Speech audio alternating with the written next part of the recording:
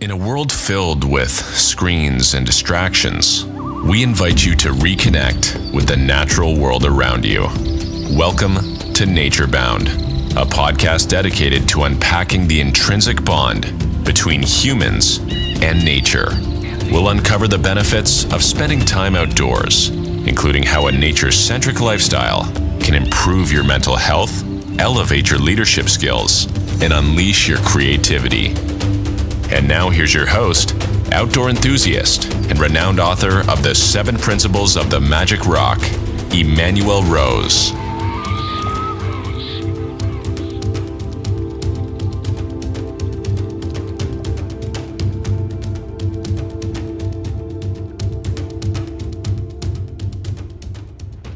Well, welcome to this episode of Nature Bound. I'm Emanuel Rose, and I'm here on the Umpqua River in early March with a good friend and sportsman, Jim Clark. Jim, thanks for spending some time talking with me today. Emanuel, I'm happy to do it, and I'm particularly happy with the fact that we're not just talking about it, but we're also doing some fishing together.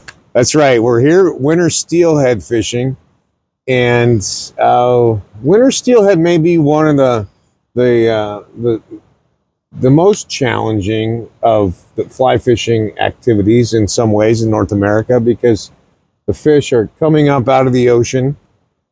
They're focused on spawning and not so much focused on eating.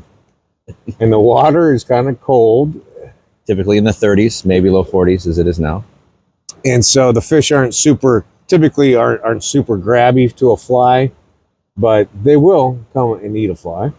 They will on rare occasion. You experienced that yesterday, which was great. Yeah, it is. It is always, every winter steelhead is a treat and a privilege to interact with. So it is. I'm thankful for that. But I'm curious to know what it is that you enjoy about winter steelhead fishing, camping in the rain in early spring and the cold, and what fish that really not that interested in eating? It's a really good question, actually.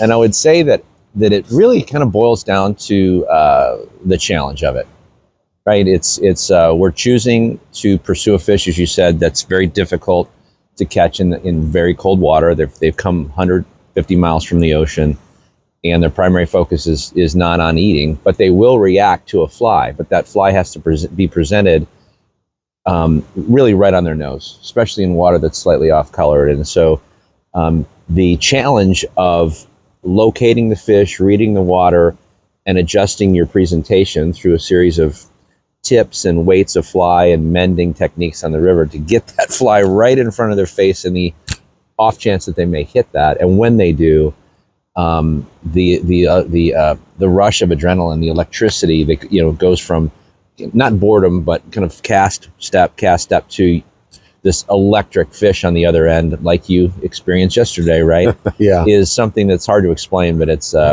certainly, the process is the reward, I would say, but the challenge is great.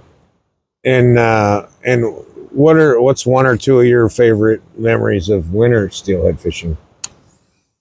Well, let's see. I think one of my greatest memories, just speaking of the river right behind us, the North Umpqua, is fishing the fabled Cantwater. I don't know, 12, 13 years ago when we fished it on our own, and catching my first large winter steelhead on a fly that I had tied after reading Deck Hogan's book. Love it. Just a standard spay fly with marabou, and still learning how to cast, perfecting the cast, but got it out there good enough, and then hooked that beautiful buck that was about 15 pounds right downriver about a mile from where we're sitting. And just the power of that fish, and seeing that it was a male fish, seeing it up close and holding it in my hand briefly, it was we got a picture and released it. It was just a great memory because it was with good friends. You were there, and it was also I finally arrived. Felt like I put it all together. I was starting to cast better and present the fly better, and I had a perspective of where this fish should be in the lower end of the pool, and then actually to catch the fish, it was satisfying. Yeah, that is amazing. What do the flies look like that you're throwing out here on the North Umpqua? Well, I've got my fly box here, and these would be articulated leeches. And so the reason these types of flies are used in the winter more often than, let's say, hairwing flies or other flies that you would use in the summer is that they're primarily, you can see that box, a lot of marabou, a lot of feathers, right? Yeah, right. A lot of different colors. And so the basic articulated leech, right? This is something I had tied. It actually has two parts to it. So it swims. It's a head on a shank, weighted, and a piece of braided line to a hook. So the fly is articulated so that it swims like this in slow water. Yeah. And the marabou, really moves well at slow speeds in that water, and it's very enticing for the fish. So it's these types of flies are very effective because they have a really nice profile, they pulsate, and they work well at slow speeds, as opposed to a summer fly, just for comparison, which looks, kind of like that. It's just a smaller hair wing, and it kind of moves in the surface film of the water. But in the winter, these, first of all, you can't fish them deep enough, and secondly, they don't have the movement. So the types of flies we use are the primarily articulated leeches in the darker colors, purples, blues, blacks, and then lighter colors. I have pink, red, and bright orange, depending upon water conditions and sun conditions. And so we're mimicking maybe small squid or bait fish with the winter flies. Exactly. And as you mentioned, they're really not focused on eating in the wintertime, but they have a natural response instinct. Yeah. And so when they're in their holding lie and that fly is presented in front of them, swimming back and forth or swimming across at the right speed, they just kind of come up and grab it and turn, or like you experienced, they slam it. Yeah. Because it's a response. Right. They're not like feeding trout on eating bugs. It's just a natural response. So to elicit that is very satisfying. But these are the types of flies that tend to work the best.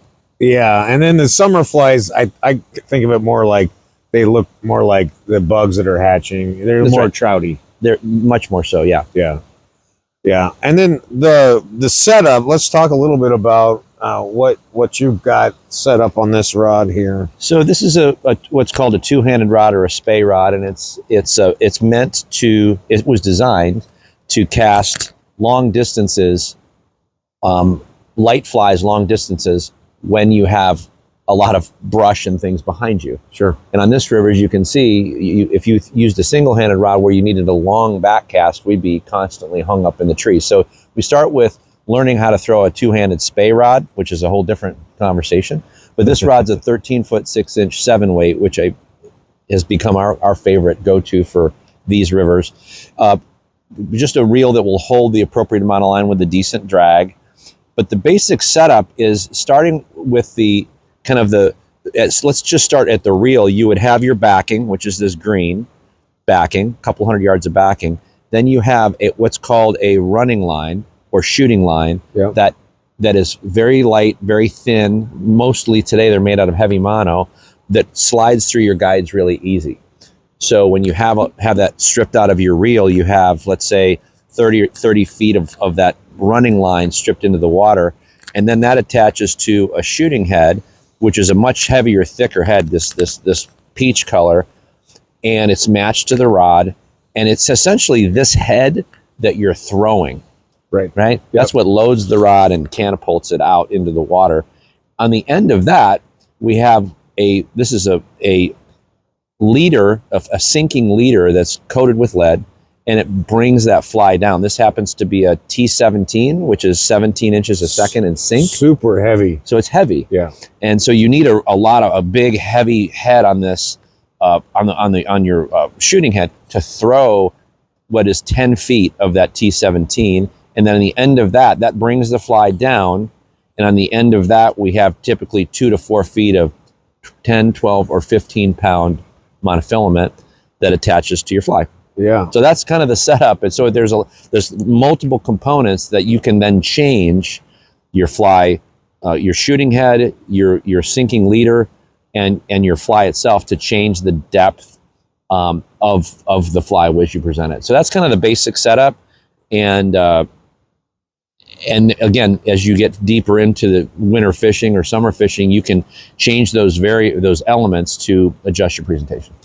And it seems like a lot of detail there. How did you learn how to two-hand rod cast and all these kind of details? Well, if you may recall, we learned it together, and we hired a guide. And I think that the greatest recommendation that I would provide anyone who's wanting to get into it is to take a class, probably even better. Yeah. The guide we had wasn't the greatest instructor, but that's where we started. But right. Most all of us took some type of a class, a 2-day class, a 3-day class, where you're getting lessons much like a golf swing. What's the right setup, stance, position? What are you trying to do to set up a cast and make that cast? And how do you properly mend? All of those things are best learned through a strong, experienced mentor and a good teacher. Because as we've talked, not every great fisherman is a great teacher. That's for sure. Yeah, so that's what I would recommend. That's how we learned. Yeah, I agree. A lot of practice. And it's interesting because, like we were talking about, I learned my casting from Deck Hogan, which is a kind of an American style of spey casting. Yes. And you learned from Simon Gosworth, which is a British style. Right. And so, like in all activities on the planet, there's always multiple ways to do it and multiple philosophies, but with the same outcome. Yes, and the same components. Right. The type of cast or precast you make to set the fly up upstream of you or downstream. Yeah. Where the anchor is, which is where that line meets the water, and then how you make your cast is fairly similar between both styles. But there are some variances, but it's like a basic golf swing. It's kind of the same elements no matter who's teaching it. Yeah. With different philosophies, maybe. Yeah, and some of the finer points that are different. Well, if somebody, besides going and taking a class, if somebody's interested in learning this, are there books that you would point people to, or how would you get started if you're a trout fisherman in Colorado and you want to come out in the West Coast and fish winter steelhead? Well, I would say that the first resource I would go to that's the quickest and easiest to access, and it's also free, is the internet. Yeah. And you can go on to, just go into your browser and type in beginning spey casting, right? And a lot of options will come up. Takes you to YouTube channels, and there's just an enormous amount of information that, by the way, wasn't available when we were learning. It's true. That actually show visually the mechanics of the cast, what the cast looks like in slow motion, what are you trying to replicate, why, and then the steps. And so I think a beginning fisherman today could go a long way toward starting to spey fish by watching some of those videos, going to a fly shop, getting a basic setup. Would encourage people not to overspend on that first setup. For sure. Right? Yeah. Brands like Reddington and Temple Fork have good entry level but high quality spey rods. Probably recommend something like a 6 or 7 weight, depending upon the water, obviously, but just to get started.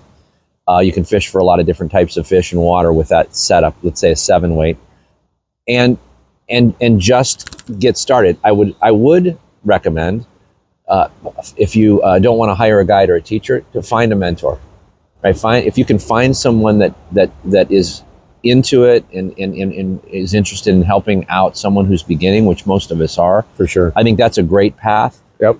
And if there's an interest there and you have someone to share it with, then taking lessons down the line might be worth the investment. But just getting started, as simple as going on the internet, even finding good rivers out west, you can do through the internet.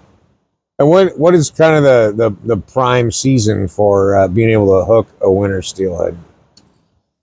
I don't know if there's a prime time to hook winter steelhead. I would say for us, March has typically been the best month because there's a maximum amount of fish in many of the rivers, not all. Yeah. And then the water starts to warm from the mid 30s in January and February, which we've still caught fish, but they're tough, to into the low 40s to mid 40s, which is what we're seeing here. And the fish are a little more prone to move and respond in that slightly warmer water. But it really depends upon the fishery. Some fisheries start around Thanksgiving into December. Yeah. Some of the rivers in the coast of Oregon, let's say, for example, Some peak in January, let's say like the Sandy or the Clackamas, and others peak a little bit later. Like this river tends to fish a little bit better February, March. So prime time for winter steelhead really has to do, if it's somewhere between December and March, has to do with the river. But assuming there's plenty of fish in the river, it's really water conditions, as we found, right? Yeah. That's a whole another, That's a whole nother episode. topic. Yeah. But the water conditions, if they're right, put you in best position to get one to respond. Yeah, and the high level water condition talk is you like to have at least 2 foot of visibility and dropping water. Right, and dropping instead of rising. Yeah. Well, I think just wrapping up, I guess the real question is, why do you do this, Jim? Well, I love the challenges I talked about. Yeah. But what I love about winter steelhead fishing is there's typically fewer guys, fewer people on the river because of the difficulty and the discomfort. Yeah. The beauty of being on the river in the winter, and especially in the Pacific Northwest, the rivers are absolutely gorgeous. And I really enjoy the process of spey casting. Mm-hmm. The process of presenting that fly at long distances with trees all around and getting the the line to shoot across and land in the lie and mend, and the whole process I really, really enjoy. And the opportunity that exists on any given cast to catch a fish of a lifetime is just intoxicating. It's hard to explain, but it's intoxicating. And being with friends and be able to enjoy winter camping with friends, campfires, great food. I would say it's for all of those reasons that I really enjoy it. But I would encourage folks to find people who love it as much as they do, Mm-hmm. and are willing to power through the crazy weather conditions and all the other things and embrace it. Yep. And I think, though, that I would recommend it to anyone who really loves a challenge and the beauty of the rivers that we get to fish. Yeah, I think it is the experience, that being disconnected from all the obligations and technology, being with friends, and then occasionally hooking a fish and having some completion with that whole cycle. And it's true. Well, I really appreciate your time. Thanks for spending some time to have a conversation with me. Love it. I love the fact that right after this interview, we get to go fishing. That's right. Well, this is Emanuel Rose, and it's the Nature Bound podcast. And I want to encourage you to get onto your calendar 5 or 6 trips this year. And on those trips, take your friends, your family. And if you don't have anybody like that around, then grab a kid and take a kid out and get them into the wilderness so they can experience some dirt time. I hope you enjoyed this conversation as much as I did. And we'll see you again soon. Let's go fishing. Let's go fishing. Thanks for listening to this episode of Nature Bound. Be sure to subscribe wherever you heard this podcast so you never miss a future episode. If you found value in today's episode, please share with someone who needs to hear it. Be sure to purchase your copy of the 7 Principles of the Magic Rock at EmanuelRose.com or on Amazon. We thank you again for joining us today, and remember to get nature bound.